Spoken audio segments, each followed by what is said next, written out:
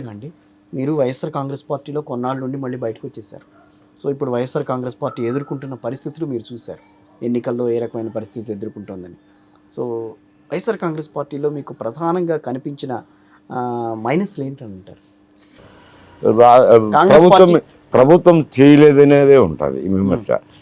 ఎందుకంటే మెయిన్గా దృష్టి అంతా ప్రభుత్వం మీద పోతుంది. ప్రభుత్వం ఈ పని చేసిందా లేదా అనే విమర్శన చేస్తారు ఎవరు చేసినా కానీ. కాకపోతే ఆమె ముఖ్యమంత్రి జగన్ కాబట్టి జగన్ విమర్శించగలిగి, చెల్లెలు జగన్ అన్నను విమర్శించగలిగి అది ప్రాధాన్యత సంతరించుకున్నది. ఏ ప్రతిపక్ష పార్టీ అయినా కానీ ముఖ్యమంత్రిని అధికార పార్టీని విమర్శిస్తారు కదా, అది సహజం కదా. ఇద్దరు చెల్లెళ్ళు వ్యతిరేకించారు, తల్లి వ్యతిరేకించింది. సో ఒక రకమైన స్లోగన్ కూడా బయటకు వచ్చింది. చెల్లెళ్ళని దగ్గర ఉంచుకోలేని వాడు, తల్లిని దగ్గర ఉంచుకోలేని వాడు రేపు రాష్ట్ర ప్రజల్ని ఏ రకంగా దగ్గర చేర్చుకుంటాడన్న మాట చెల్లెళ్ళు అని సభల్లో సంబోధించినప్పుడు ఇంట్లో చెల్లెళ్ళను అక్కగారిని ఇది సంభాళించలేకపోయినారు, మీరు బయట వాళ్ళందరినీ ఏం సంభాళించుతారు వస్తుంది కదా, తప్పదు కదా. ఇప్పుడు నేను శాసనసభ్యుడిగానో మంత్రిగానో ఉన్నాను. నేను నా కుటుంబం సరిగా చూసుకోకపోతే అది నియోజకవర్గ ప్రజల మీద కూడా పడుతుంది కదా. ఏందే ఆయన కుటుంబం ఎట్లుంది, మనం చేసేది ఏముంది అని అంటారు. అది సహజంగా, అది పర్సనల్గా తీసుకోరా ఎవరు కూడా, వాళ్ళ కుటుంబ వ్యవహారం అది అన్న కాదు. నేను నాయకుని కదా, నాయకుడి కుటుంబమే అట్టుంటే ఇంకా ప్రజలకు ఏం చేస్తారనేది వస్తుంది. జనరల్ సహజంగా అది నష్టమే జరిగింది. ఇది వైఎస్ఆర్సీపీకి నష్టమే. సో వివేకానంద రెడ్డి గారి హత్య వ్యవహారం కానీ లేకపోతే కడపలో అయితే వివేకానంద రెడ్డి హత్యకు సంబంధించి నష్టమే. ఈ వీళ్ళు కాంగ్రెస్ పార్టీ తరఫున ప్రచారం చేయడంలో కొంత ఇమేజ్ నష్టం జరిగింది. కొంచెం పక్కకు వచ్చాం మనం. కాంగ్రెస్ పార్టీ ప్రస్థానం ఇంకా పెరిగే అవకాశం ఎంతవరకు ఉంటుందని అంటే, పెరిగేదంటే అది ఈ ఎన్నికల్లో లేదు, 29 ఎన్నికలు వస్తాయి కదా. పక్కన బీజేపీ కూడా రెడీ అవుతోంది. ఎట్లాగైనా సరే మళ్ళీ ఆంధ్రప్రదేశ్లో మళ్ళీ ఎలాగైనా సరే మళ్ళీ ముందుకు రావాలన్న ఆలోచన ఉంది. రావాలని ఉండొచ్చు.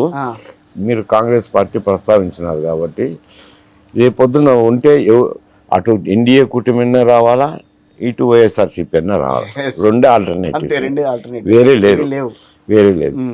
ఒకవేళ వైఎస్ఆర్సీపీ ఓడిపోయి ఎన్డీఏ కూటమి అధికారంలోకి వచ్చింది అనుకోండి, అప్పుడు వైఎస్ఆర్సీపీలో ఉండే ఓటింగ్ సరళి ఎట్టుందంటే మైనారిటీ కానీ ఎస్సీలు కానీ అంటే వీళ్ళంతా కాంగ్రెస్ వైపు మొగ్గే ప్రమాదం ఉంది. తెలుగుదేశం ఓట్ బ్యాంకు ఇటు షిఫ్ట్ అయ్యే అవకాశం బీజేపీకి, వైఎస్ఆర్సీపీ, కాంగ్రెస్ పార్టీకి. ఓహో, ఇటైనా అటైనా వస్తే ఇద్దరే ఉండేది, ఇద్దరులో ఎవరో ఒకరు రావాలా. ఈమె కంటిన్యూస్గా టెనేసియస్గా ఫైట్ చేస్తా కాంగ్రెస్ అధిష్టాన వర్గం కూడా సపోర్ట్ చేసి మద్దతు ప్రకటించిందంటే,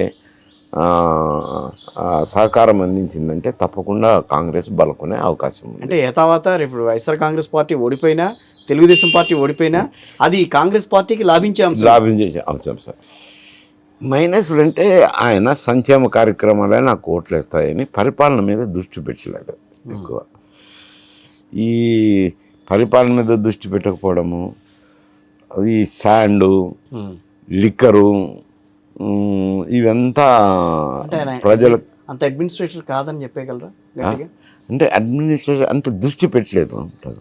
ఓకే, ఇప్పుడు ఈ లిక్కర్ అయితే అది బ్రాందీ షాప్ కాడికి వెళ్తే వానికి కావాల్సిన బ్రాండ్ దొరకదు. రేట్లు చూస్తామా అని అంటే దేశంలో ఎక్కడా లేని రేట్లు ఉన్నాయి. దానివల్ల ఈ సంక్షేమ పథకాలు అందినా కానీ ఆ కుటుంబాల్లో ఎవరో ఒకరు తాగే వ్యక్తి ఉంటాడు. జనరల్గా తాగిన వాళ్ళందరూ వ్యతిరేకమే. ఏంది ఎక్కడా లేని బ్రాండ్లు. ఉదయం పోయి అక్కడ బ్రాండ్ గురించి నువ్వు అడగాల్సిన అవసరం లే. 100 రూపాయల 200 300 రేటు 300 ఏంటంటే ఏదో 300 ఏదో ఒక బ్రాండ్ తీసిస్తారు. మళ్ళీ ఒక 2 గంటలకు పోయి 300 ఇయ్యలే అని అంటే అది వేరే బ్రాండ్ వస్తుంది. అంత అధ్వానంగా ఉంది పరిస్థితి. ఓకే, మద్యపాన తర్వాత ఈ శాండ్ది కూడా మామూలుగా ఇండ్లు అందులో ప్రతి ఒక్కరికి అవసరం ఉంటుంది.